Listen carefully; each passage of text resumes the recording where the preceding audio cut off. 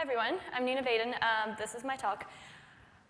Just so you know, we are going to run a little bit over. It's been approved by higher up people, so I'll get you out of here, I promise. Or I'll keep you here forever, I don't know, one of the two. All right, let's begin. That's me. Our story begins on a cold Tuesday evening in early March, when I was the last one in the office, working my way through a glass of whiskey and a Forrester report. You know, Tuesday. And the report I was reading that day was called, "Your Customers Will Not Download Your App." And incidentally written by an Evolve attendee, which I did not know at the time. And this report was full of these really tasty statistics. Like, for example, did you know that apart from the apps that ship with your phone, right, the average user uses about 5 third-party apps that they download from the store, right? So if you think about the sheer amount of apps that are in the App Store right now, that's crazy. That is so little, right? Or for example, that on average, people play about 25 minutes a day of Candy Crush Saga, but 38 minutes a day of Candy Crush Soda Saga, which I think makes our product roadmap abundantly clear. But as the evening went on, and this may have been the whiskey talking, I started to wonder about the humans behind the numbers. Because I've spent my whole career in technology building developer tools, right? Or to put it another way, I make software for people who make software for people. And I started to wonder about these people. Who are they? What do they want? Would they like me? Because here we are at a developer conference, right? And we're spending 2 days, some of us 4 days, overachievers, learning how to make mobile apps. But we never talk about who we're building for. And we never talk about why. And I think that's important because I think if you're going to make an app that people love, you have to know what their lives will look like if you build it. So this is the world I'm going to show you today. Your world. The one you helped build. These are the people who use what you make. Let's meet some of them.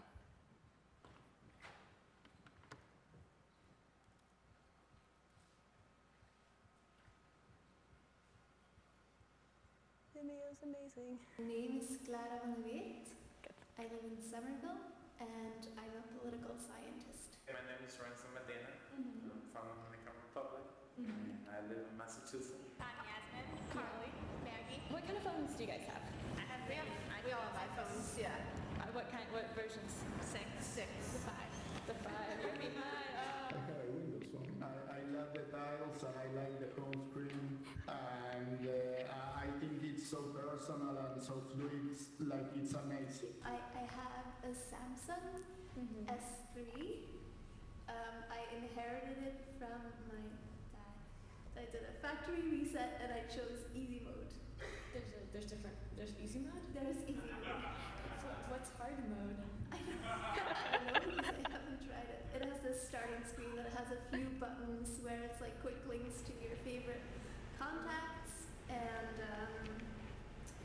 just like a button for the internet and stuff. Tell us about what happened here. It was very sad. Okay. What was the first app you used this morning? The first app I used this morning, the alarm clock app. Then from there, I went to Facebook because I'm just an attention whore. This morning I used Snapchat. Right when I wake up, I went to Snapchat. The apps I use, like all my meals for a phone, are with Candy Crush. So, Do you just play one Candy Crush, or do you play the other ones too? Soda and Shelly. The original Candy Crush I don't like anymore. So this is amazing. Yeah, it has better combinations and it's easy. I finally realized that the way to get you into that game is to make it easy. Which is the internet button? Oh, it literally says internet. Okay. Request. I've got Instagram. Instagram's easy to just look at everything that happens. Yeah. I guess you can make your life look like it's more fun than you're really having. Yeah, and the edits, you can make yourself I use the Chrome app a lot. favorite browser. So you don't use the internet button? No, I did in the beginning, but now I understand. It's actually fantastic because it's like a worried parent. Because it'll say thing 3 times. Turn right now, turn right now, turn right now. And like, but sometimes it says it twice, sometimes it says it 3 times. So it's like take it as a judgment of how much it trusts me or not. Sometimes like they helicopter GPS. I work at a grocery store, and everyone uses Apple Pay. It's actually like frustrating. Yeah, everyone. And it's like dads. It's not like teenagers. It's like grown men that use them. This is my iPhone 6S, which is my something phone. Okay, first couple pages. This is mostly not games. This is mostly not games. From this point, it's largely games. I only have 2 pages, and preferably it would only be 4 by 4 on each page instead of 5 by 4. 5 by 4 is just too much, and I don't want to look at anything that has that much on it. This is pretty much ideal right now. I'd say on the order of 100, yeah. Yeah. Now, I don't use very many of them, though. The answer is that I have over 600 apps. Yeah. I have like 1, 2, 3, 4, 5, 6, 7 screens around me right now. So, and plus 8 on my watch. Every time I get a notification, like my whole house rings like an alarm. I also really hate whenever you see the red thing comes up. I hate that. I don't like, I want them all to be clear at all times. Once, I did have Twitter thing say 1, message say 2, and Facebook say 3. That was very exciting. For a long time, for like maybe a week or 2, it felt like I was using a borrowed piece of technology, like I'd have to return it at some point. It was this fancy thing. I didn't understand what it was. I didn't understand what notifications were. I didn't want to get rid of any of them because I wasn't sure if I'd need them. This is my iPhone version 1, bought June 27th, 2007 in New York City. This is an awesome form factor. I really wish they'd come back with this. People were very amused by things. Remember, this is the first iPhone, right? So, it doesn't take video. It doesn't have a front-facing camera. At this point, apps aren't a thing. It's this dinky-ass little 8-megapixel camera, but it's better than the flip phones everybody has. So everybody likes the idea. And I went around and people made themselves contacts and took pictures of themselves with it. That's a true story. I have those on my phone still. So a friend of mine had been trying to get me to get a smartphone for a really long time. And he was getting progressively more and more angry with me that I didn't have a smartphone. And I thought it would be funny for him to find out that I had a smartphone for some period of time without me having told him about it. And in particular, he hated that I ever called him for directions ever. Because if I had had a smartphone, I wouldn't need to call him for directions. So while I had a smartphone, I would call him for directions. I got an iPhone 3G Next, I think, 5 years ago, and had that up until last year. She had a 3GS till And 2015. it was a whole new world. And I was so excited by the apps. I remember being there real early on the App Store, and this was early enough, and for a long time I did this, that, you know, there was no iOS game review site yet. Touch Arcade did not exist. I'm a giant pulsating nerd. I mean, look at me. I'm in a Monty Python shirt, for God's sakes. You know when I got this? Target, when I was in middle school. Every night, I went to the App Store, went to the games category, and read through all the new entries, because there were few enough that that was a thing that I could do. Do you remember what the first app was that you downloaded? Basically, it was Facebook. I think it was some kind of game. I think it's something about birds. I think the whole reason I got in like smartphone was for Instagram. Like I like cried over one. I was like, Mom, I needed Instagram. Everyone was like talking about it at school. So it convinced you to get a phone? I was like, I need one. I installed Quiet Startup or something. Let's see what it's really called. That sounds like no company in San Francisco. Silent Boot. Because it had an annoying sound when it started up. Really? Yeah. So it just Flipboard. Yeah, that I remember getting on an iPad, and it was beautiful. It had actual page flip animations to it, and things kind of folded and linked, and it was like a really nice nice RSS viewer. And I was like, oh, this is how mobile apps can actually be more of a pleasant user experience. And then the other thing that I have on here is an app that I wrote, which was my first iPhone app. Thanks.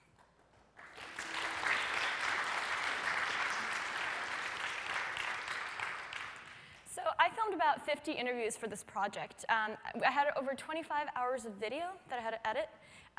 There were so many fascinating themes and topics that I would so wanted to share with all of you, but I had to make some really deep cuts. So I thought I'd share something really near and dear to my heart. It's about children and their parents. Rick, I am a resident of Boston, Massachusetts. And I'm Matt Walzak. I live in Dorchester, Massachusetts, in the same house. And we recently had a baby. We did. And that changed everything. We did.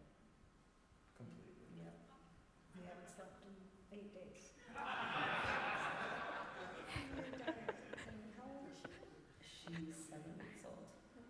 Almost 8. Almost 8 weeks old. Are you worried about her sort of coming into a world where there's so much? Yes. Okay.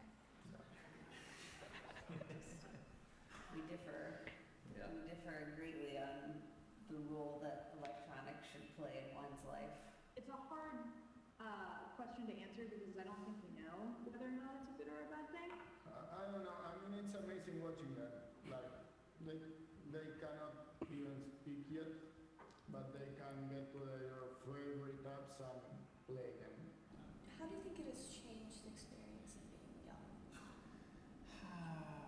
That's an amazing question. And I think about that a lot. When they were 2.5 or 3, they had seen an iPad. I was showing one of them a magazine, and she just started swiping the pages and getting 2 or 3 at a time or whatever. And she was just, I was astounded that she wasn't turning the pages. So she'd only used it once or twice? Yeah. Something like that? Yeah, but she just liked it, or I don't know, she just thought that was neat. That's how you use a magazine. It's a screen, you know, I think, like, and the screen can vary in size from like the one that fits in your pocket to the one that fits in your hand, or the one that like hangs on the wall. But I feel like those distinctions are starting to kind of like break down. In one of our computer labs, I installed like a big, it's a TV set, but we're using it as a large display monitor, and kids just instinctively want to like touch it. Oh yeah. I know about them. Yeah, so that was actually my phone before I got a smartphone in 2008. And so actually just the other night, she sat down, she's like, how would you take pictures on this? And it's like, well, there's only one camera on the outside. And she's like, well, how do you take a selfie? And it's like, well, you turn the phone around. Well, they maybe can remember when they didn't have their own smartphone, but like they've always had a laptop or a tablet, and so it's always, and also now like all that stuff is being used in classrooms. Yeah. So it seems like it's so much more woven into younger folks' lives. Whether it's like educational or we are raising a generation of introverted freaks or whatever, I really have no opinion. I mean, it's the way it's going to be. I'm a little bit like skeptical of this notion that like kids are, by virtue of like being exposed to technology at young ages, like they don't really know that much about what technology is or like how those products come to exist. So that's part of what I want to do in exposing kids to computer science at a young age. You know, so they sort of see these products not just as like media for communication or entertainment, but as something that like is like an engineered thing. It was like created by a human being. You know, I was in the grocery store today, and there was a little 4-year-old on his mom's cell phone to keep him busy, right? He is going to have a totally different experience of technology than you, and sort of same magnitude of us to you guys. So when she was probably about 4, when we were still in New York, I decided that she was finally old enough to learn how to make an emergency call if she needed to. And so so I showed her my phone like this. I believe I actually had Android at the time, but the same thing goes. I said, all right, Aria, take this phone and click on the icon that shows a phone. She looked at it for a while and looked at me and looked back at it and looked at me, and she's like, Mom, there is no icon on the phone. Because if you think about it, when was the last time that you actually owned a phone that looks like that icon? Yeah, I thought I had to buy a phone or buy a hat.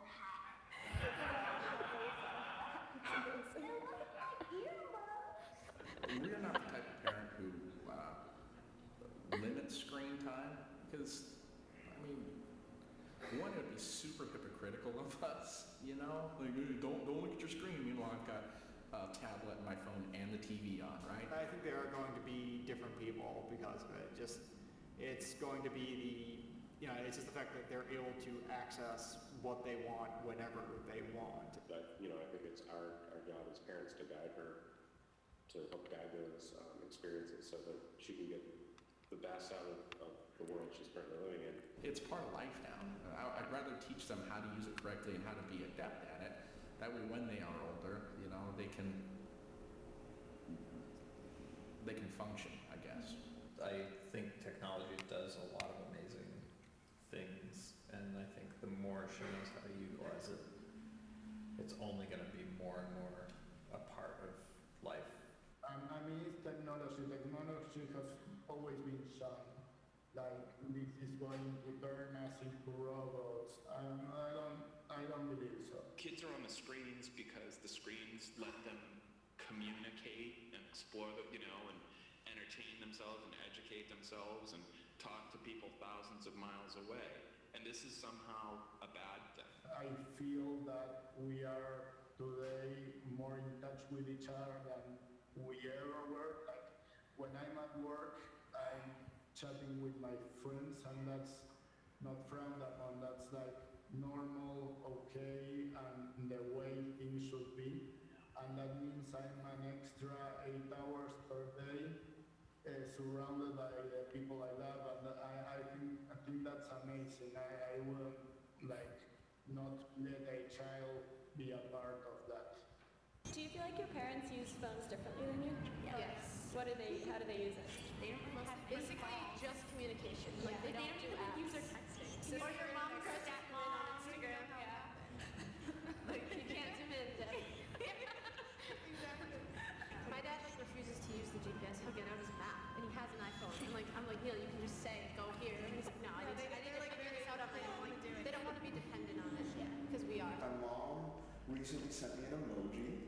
I felt like that was a good moment. What you're saying about your dad earlier, it's not intuitive, so it seems like the hard work, the perceived effort is not worth the potential return.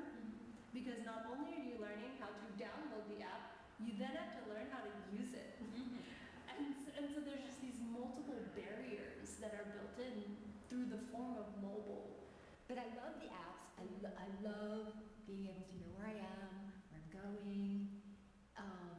It's not always easy to figure out. And when I got my new iPhone 5, I thought, look at all these apps I have on here that I've never used. They just looked so cool. I put them on. And I have 2 iPads now. I've got a newer one.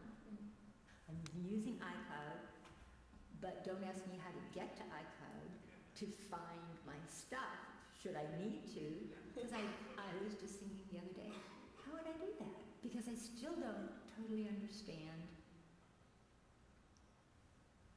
the highways and things. That is kind of weird to have this thing that you can carry around that can do all of these things, all these services that you used to have to rely on people for. We didn't grow up with knowing that there was a little box with all the answers in the world, right? Yeah. We now know it, it's intellectual, but it's not as ingrained in us.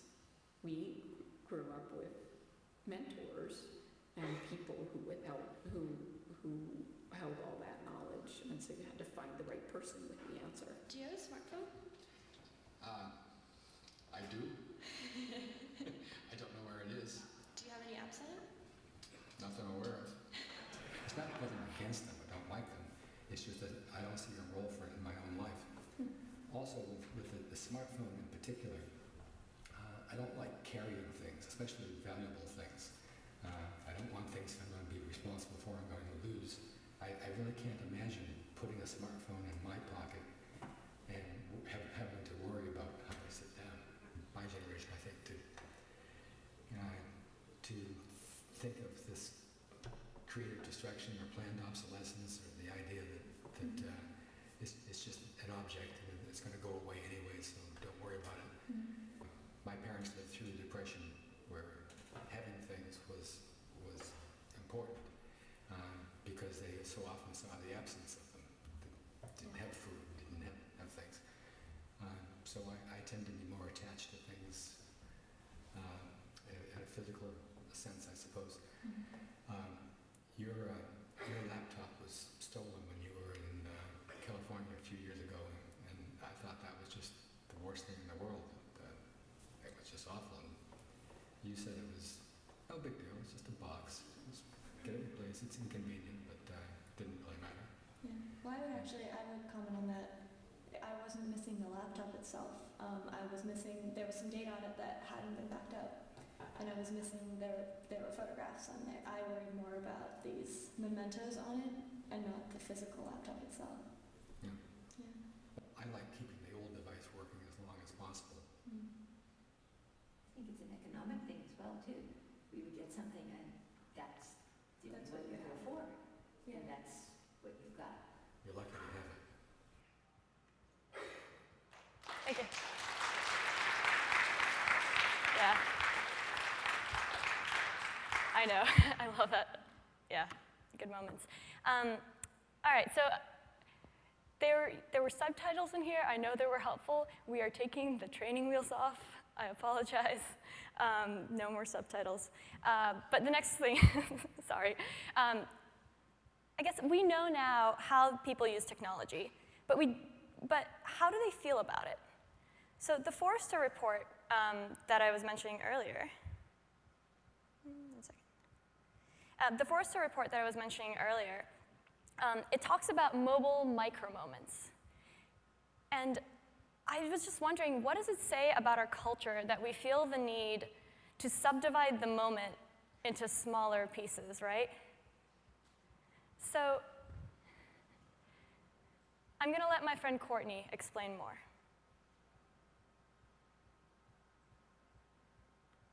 I'm not saying that technology completely eradicates solitude and boredom, but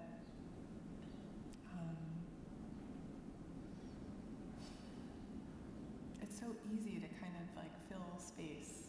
Those things can be uncomfortable, right? Or not, but it seems like such an important part of growing up to be able to sit with, okay, quiet. We really need more basements. We need basements in which people go and putt around and discover things. Because I think all the things that I do that have been of any inventive or commercial or novel value all came out of time spent in basements. In basements I learned electronics.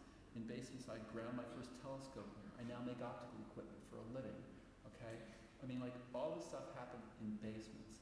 And in getting an experience of time, boredom, frustration, complete disillusionment, the feeling of being lost in your pursuit of some idea, those all take time. And the willingness to be comfortable that, man, I don't know where this is leading. Well, that's kind of the antithesis of that. It takes time. And the tempo of that is different from it. How did your parents feel about you getting a smartphone? I mean, nobody they weren't that bad back then. Now you hear all this stuff about smartphones, how everyone's addicted to them. So it wasn't a big deal. Is that your phone? Yeah, I'm gonna silence my phone. I think that people aren't really living in the moment anymore. I think people are never really kind of just enjoying themselves. Trying to enjoy myself without the social media, but it's just kind of hard because you just want to be on Instagram, Snapchat, seeing like what people are doing. I mean, like people like all this stuff to kind of like stalk people's lives without them like knowing. How do you feel about that?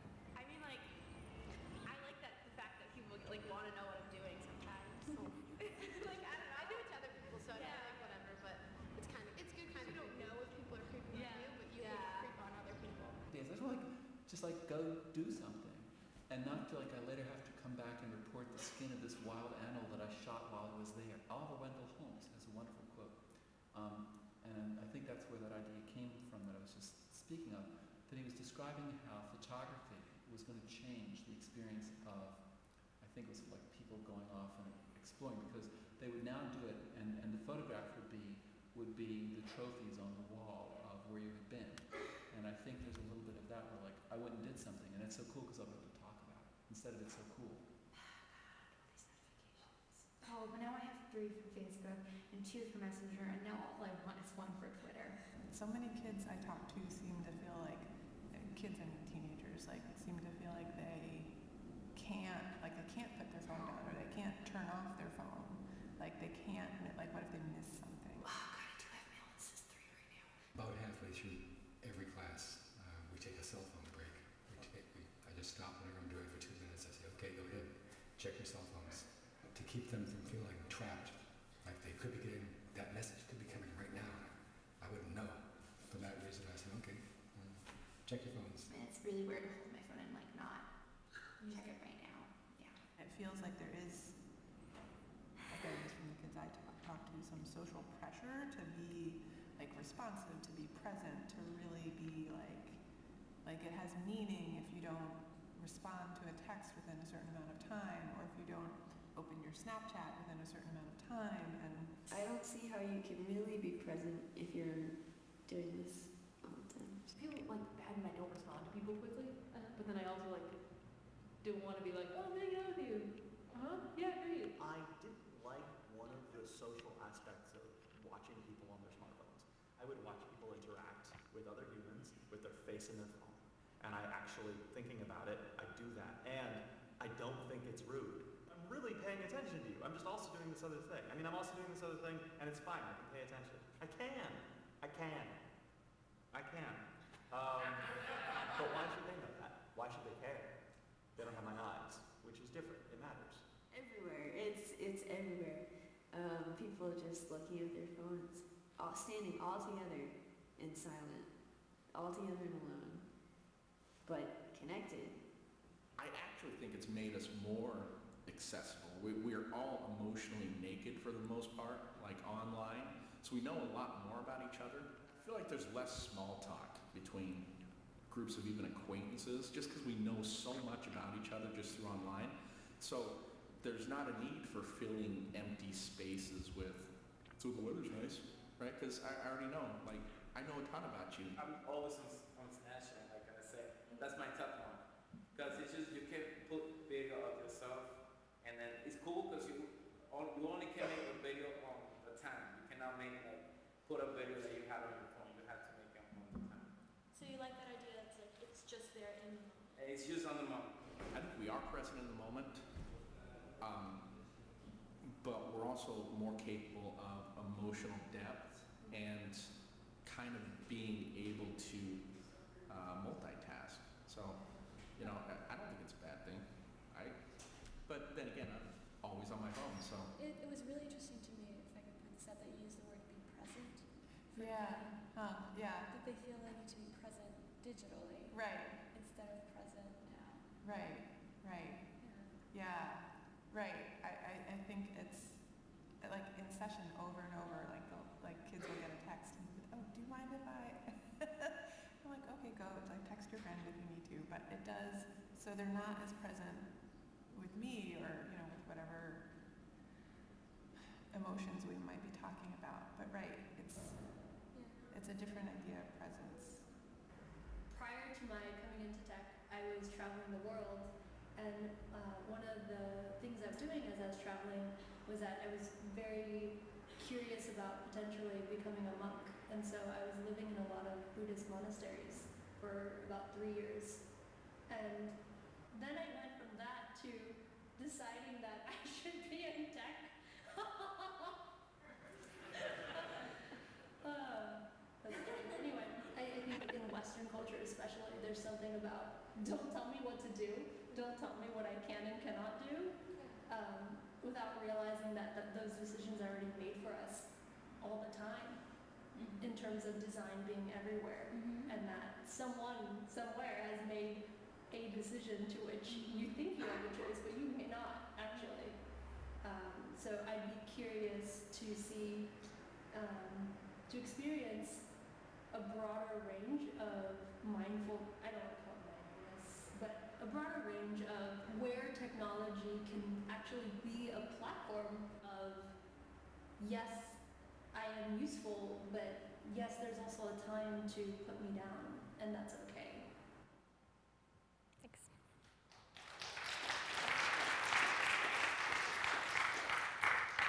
You guys, are you catching the audio? Is that all right? Okay, cool. Thanks. So worried about that. Sweet. So now we've learned how our users. Technology, like completely. Like, I hate technology. Secret. So now we've learned how our users feel about the technology they use. But how do they feel about us? When I tell you that someone builds mobile apps, what's the first thing that comes into your head? They're a programmer. I think of probably a developer putting in a desktop machine with a first image. I guess they're not really different from most other people who have jobs. I admire them for being able to construct something that hasn't been built before. That they're like really hip people who know what it is that customers want, who are really in touch with the market. Hipsters, plaid shirts and beer. No, a group of developers, sort of in a startup kind of environment with, always say, giant Lego blocks out on the floor, or chairs, or in some kind of incubator, doing something like that. It's an office with a bunch of 20 to 30 something year olds. Everybody has a Slurpee for some reason, and there's plants and like footballs. It's a pretty great place to work, is what I'm picturing. Usually imagine fairies and dragons and rainbow unicorn creatures flying into a screen and making a game of themselves. It's pretty cool. I think you might have just described the Google offices. Yeah, that's magical rainbow. First I pictured a scientist, but I don't think it's a scientist.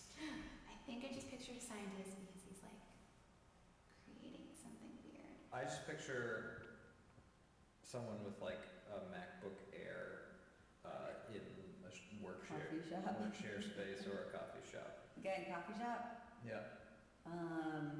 His girlfriend has like a very high-powered job, and she does not stand for him sitting at home all day, so he has to go out and give the apps outside.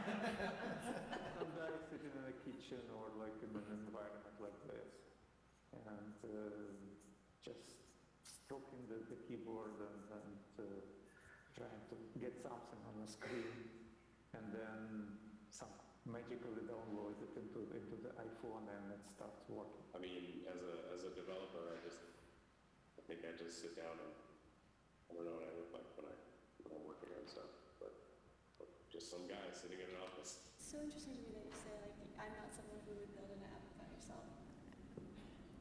yeah, it's like very, very quickly, like I don't know if it's an emotional thing or whatever it is. I'm like, no. Well, I'm aware of the kind of demographic stereotypes about folks who work in the technology industry. I definitely typically see someone who's probably a millennial. Usually younger, usually computer science background, probably 20s to 30s. What I picture now is people a lot like our friend Scott is then, just like probably like just sweet nerdy boys, like very young, probably in their early 20s, like tinkering with phones and computers. Aside from a crazy scientist, that is the first kind of person I picture building an app, a very young, hip, nerdy, 20-something-year-old male. I never thought of myself as a mobile developer, so I am flattered and honored to be thought of as a mobile developer. It's truly an amazing day for me, as I am the very model of a modern mobile developer.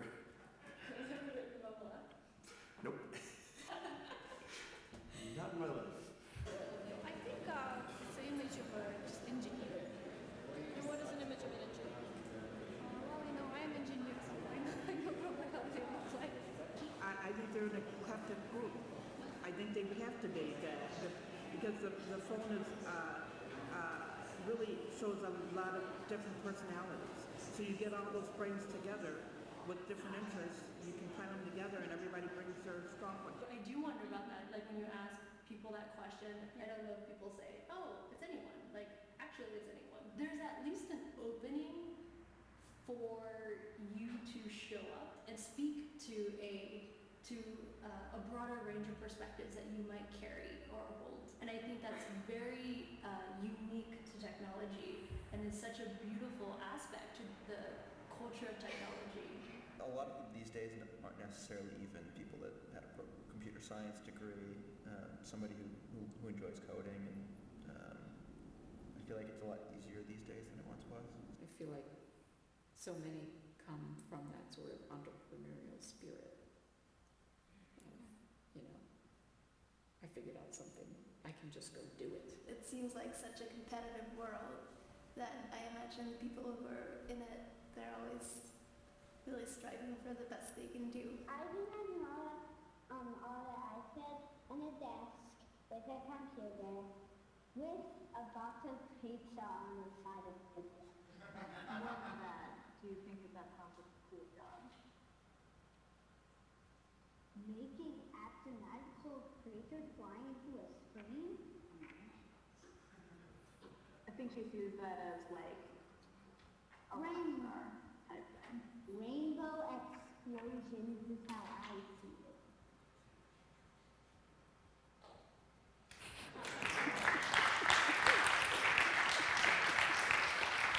Thank you, thank you, thank you. I'm just going to go right into the next one. Self-explanatory, I think. What would be your advice to developers who are building apps today? Well, the first one, of course, would be to lead an interesting life before you start making apps. But I mean, the point I guess would say, find something interesting that you would like to encapsulate in that thing, because, you know, forgetting about the mechanism of what you're going to do, you know, have something interesting in mind that you're going to do. I think it's important to think about why you're designing something, why you're building something, and I think That's that odd. Sorry about that. I think I might just play it from Final Cut Pro if need be. Let's try it one more time.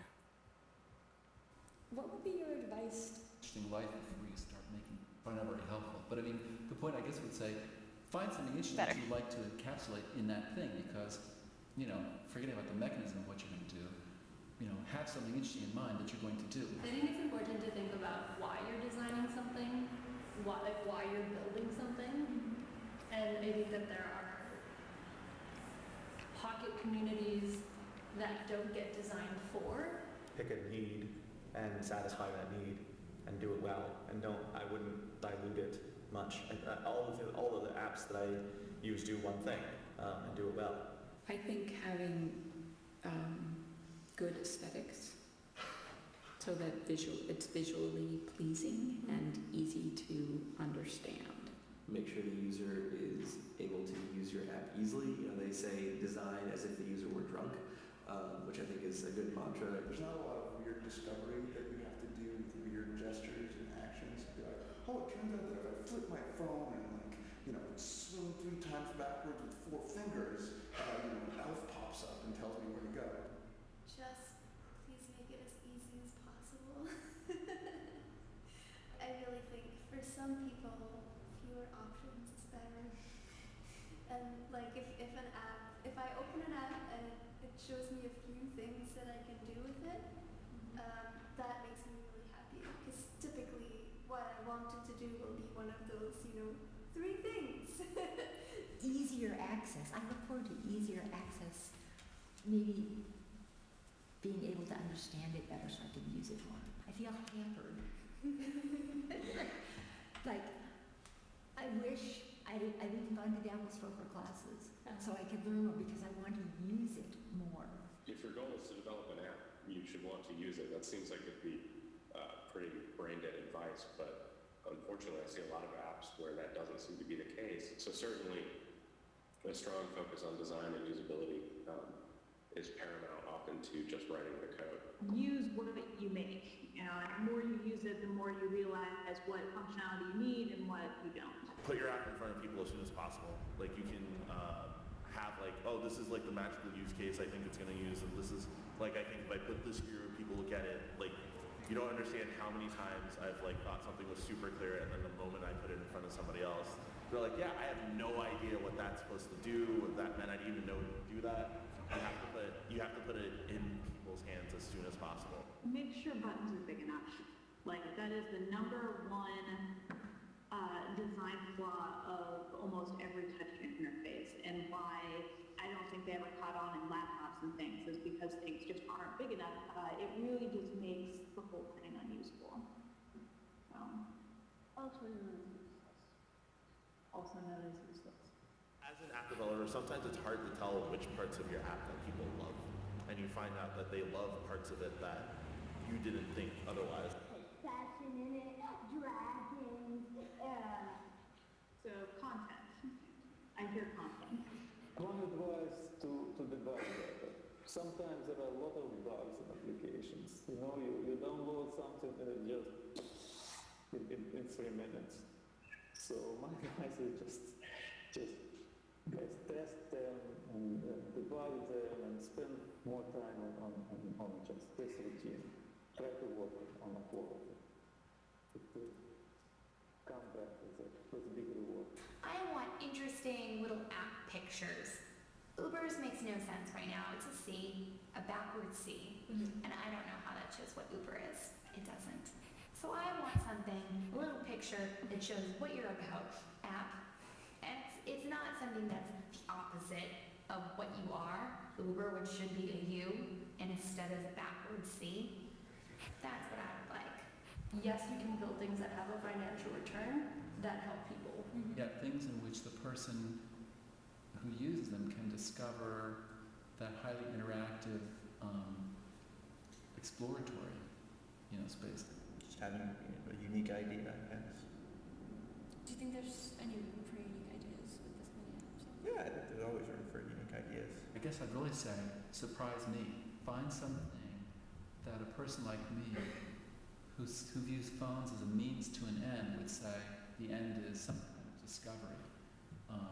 And that would be very cool.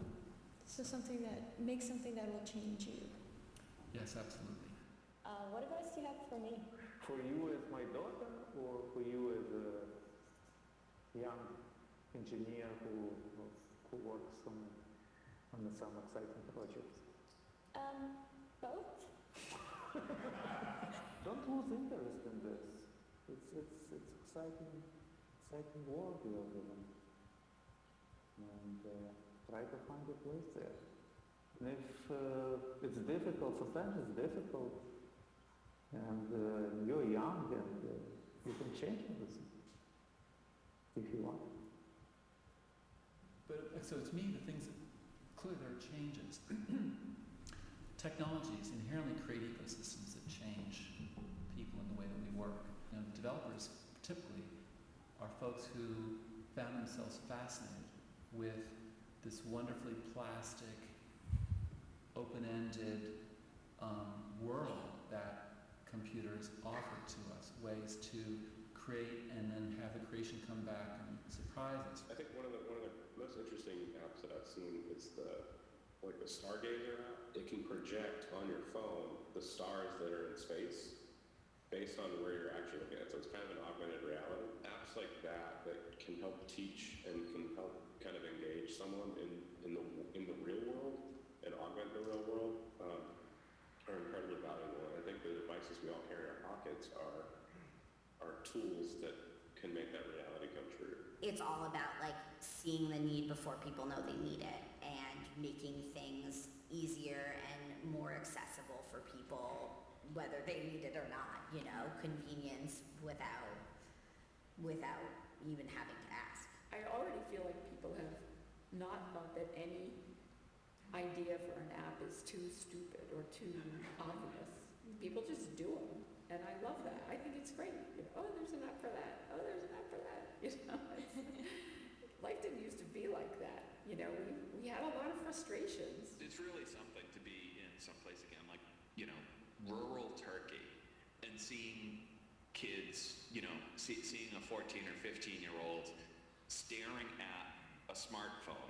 You know, you think about the world that kid is experiencing as opposed to the world that that kid would be experiencing if he or she did not have a smartphone, and it's hard to think that this is in any way a negative. I read an article by these researchers who wanted to do an experiment about group opinions in Afghanistan in conflict areas, and they wanted to know how people felt about the Taliban and about the international military forces.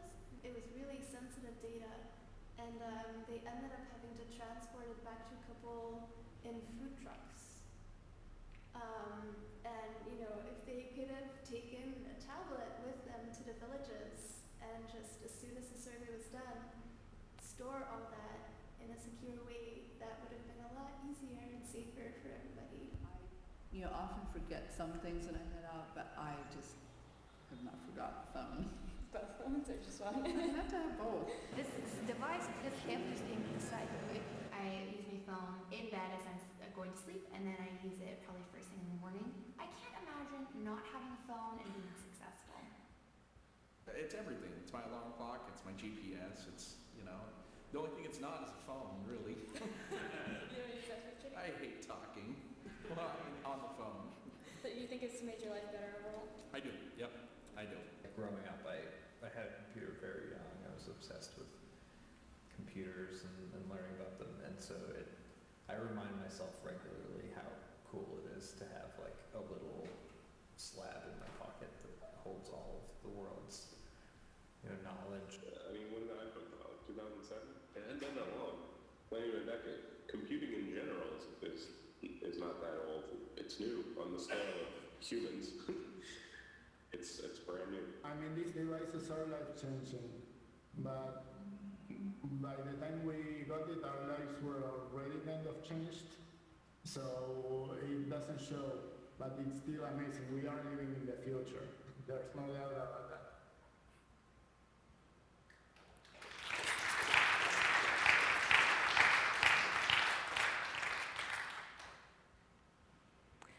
So I promised at the beginning that I was going to tell you who we're building for, and now you've met some of those people.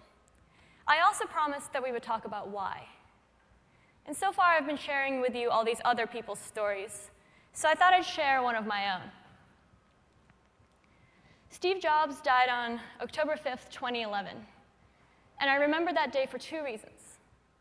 The first is that I was in Silicon Valley when it happened, which was sort of a surreal experience. I remember driving past the Apple parking lot late at night, and the cars were still parked in the lots like no one was leaving the office. The second thing I remember from that day is this. I was sitting at my computer late at night, talking to a group of my coworkers in our Docs IRC channel. Now, at this point, I'd been at Xamarin for about 3 weeks, and I hadn't yet met anyone I worked with in person. My whole experience of getting to know the company was through our chat client, IRC, which is sort of like a really primitive version of Slack with no pictures. So on the day that the creator of the iPhone died, I was too anxious to sleep, and I stayed up late talking to a group of strangers in a chat app. And an old song, a favorite of mine, came on over Pandora, and without thinking about it, I just started typing the lyrics right into the channel, which is how it came to be that this was my first conversation with Nat Friedman. Stand by me, right? You see, I lived in that chat app for about a month, and I made best friends thousands of miles away, and over again, I had these beautiful moments of connection, moments that 4.5 years later still matter. So if you ask me what the future of apps is, I'm going to tell you that it's this. Take any basic human need, comfort, validation, need for understanding, and build me an app that gives me that. Because at the heart of it, technology, good technology, gives us new ways to do what we're already doing.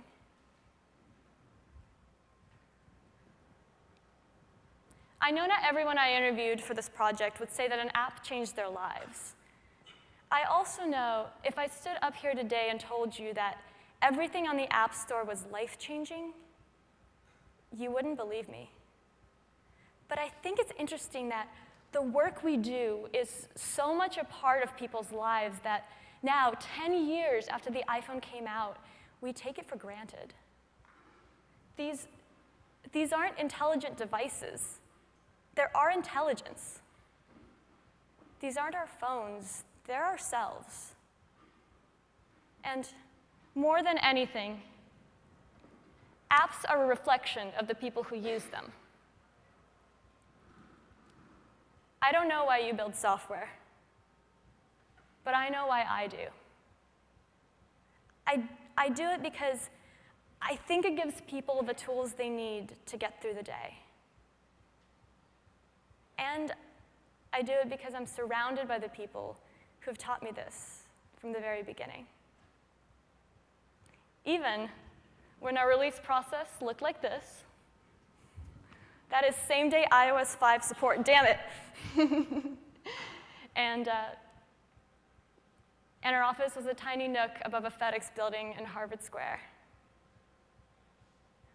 What mattered always are the things we could help you build, which in turn help all of us to connect, do more, become more. That's what it's all about, really? Really.